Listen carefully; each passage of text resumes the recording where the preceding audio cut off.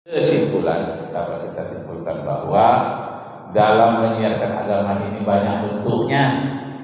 Ada melalui daging kurban, ada orang susah. Terus tetangga dikasih daging kurban. Baik kali lah orang Islam ini katanya ya. Apa itu kurban?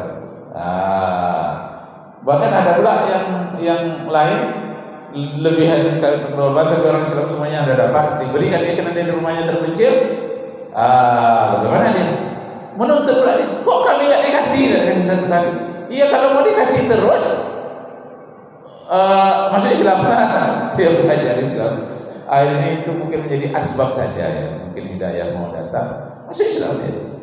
Jadi ada orang masuk Islam melalui zakat, ada melalui kurban, ada melalui hanya takbir di malam hari raya, jiwa keseniannya terpanggil, katanya lebih hebat dari seni apapun.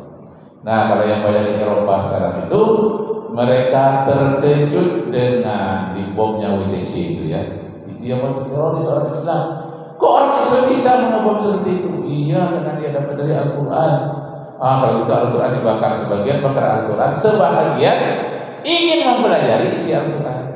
Yang bakar Al-Quran tetap aja yang bakar Al-Quran, tapi yang menggali isi Al-Quran lebih banyak dan masuk Islam. Lalu dia mengucapkan, I testify that no God but Allah, and I testify that Muhammad is her prophet. Artinya I believe, yakin, mulai hari ini I believe no God but Allah, yakin, believe tiada Tuhan selain Allah, and I believe, saya yakin juga Muhammad is his prophet. Nabi Muhammad itu nabi utusan Allah. Mulai dia terjemahkan ayat pendek-pendek. Qul huwallahu ahad, Allah, say one and only. Allah hanya satu saja, satu-satunya Tuhan. Allahus Samad, Allah zat tenar absolut. Allah itu sumber segala-galanya, sumber cahaya, sumber kehidupan, sumber rezeki, sumber segala-galanya. The eternal absolute. Nah, dia pelajari bagaimana itu sumber segala-galanya. Berbeda Tuhan yang mereka kenal biasanya tergantung di gereja, tak berbaju bulan dulunya, tak tahu lah sekarang udah dikasih jas ya. Jadi itu yang mereka pandang. Masa yang seperti itu bisa menciptakan langit dan bumi, yang segalanya bergantung kepadanya? Lebih yakin ini yang disebutkan oleh surat Al-Ikhlas. Dia bukan berupa makhluk, the eternal absolute, segalanya bergantung kepada dia. Dialah sumber segala-galanya, penyebab segala-galanya. Kalau dia tidak ada, alam semesta pun tidak ada. Awalam yaral ladzina kafaru anna samawati wal arda kanata ratqan fafataqnahuma wa ja'alna minal ma'i kulla shay'in hayyin afala yu'minun.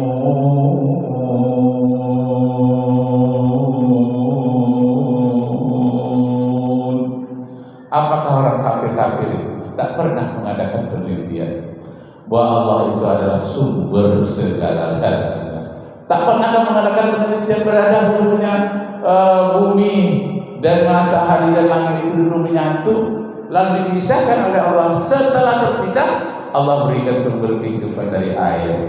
Maka di bumi ini dipenuhi oleh air. Planet bumi disebut dengan planet air. Air di mana-mana. Minal ma'i kulla syai'in hayyin. Karena ada airnya itulah, maka terjadilah makhluk hidup biologis begitu banyaknya di permukaan bumi. Tidak ada di permukaan bulan, di depan Merkurius, Venus, Bumi, Mars, Jupiter, Saturnus, Uranus, Neptunus, Pluto. No, tidak ada. Yang ada di bumi. Minal ma'i kulla syai'in hayyin afala yu'minun.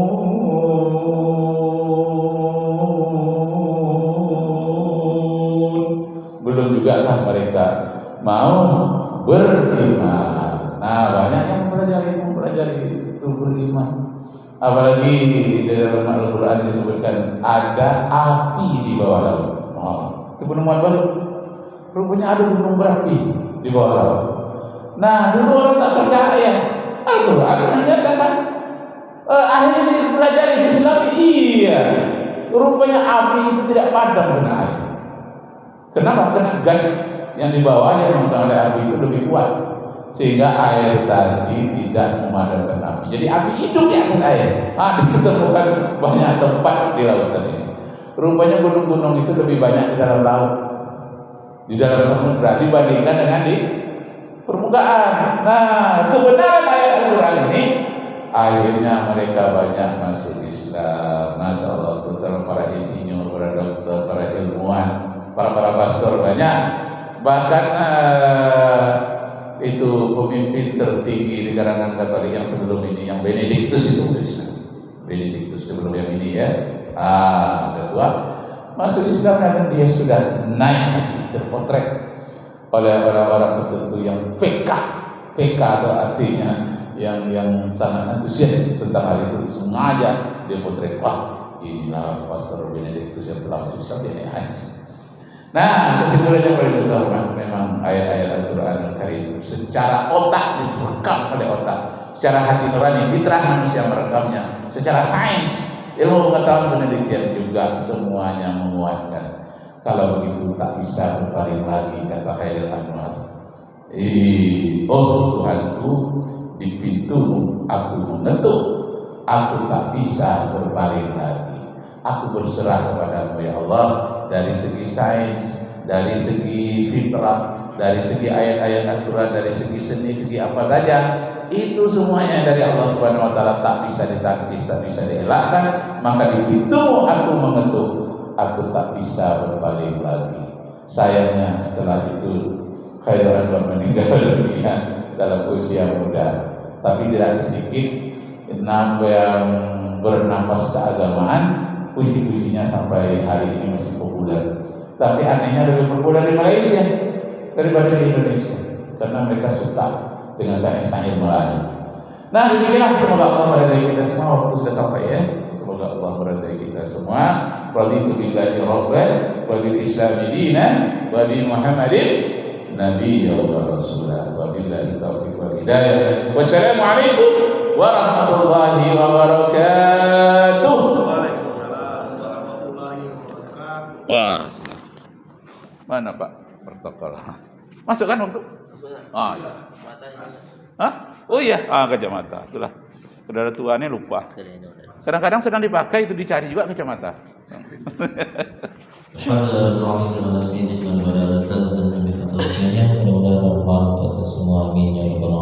Demikian, assalamualaikum warahmatullahi wabarakatuh. Waalaikumsalam warahmatullahi wabarakatuh.